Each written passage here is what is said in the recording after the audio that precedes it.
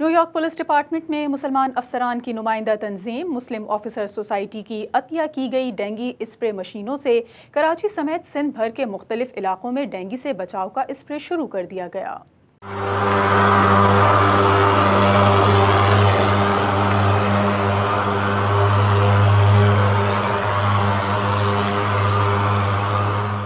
New York police department میں مسلم افسران کی نمائندہ تنظیم مسلم آفیسر سوسائٹی کی جانب سے عطیہ کی گئی مشینوں سے کراچی سمیت سندھ بھر کے مختلف علاقوں میں ڈینگی سے بچاؤ کا اسپرے شروع کر دیا گیا ہے۔ پاکستان میں حالیہ سیلاب کے بعد کراچی سمیت سندھ بھر میں ڈینگی کے کیسز میں اضافہ ہوا ہے۔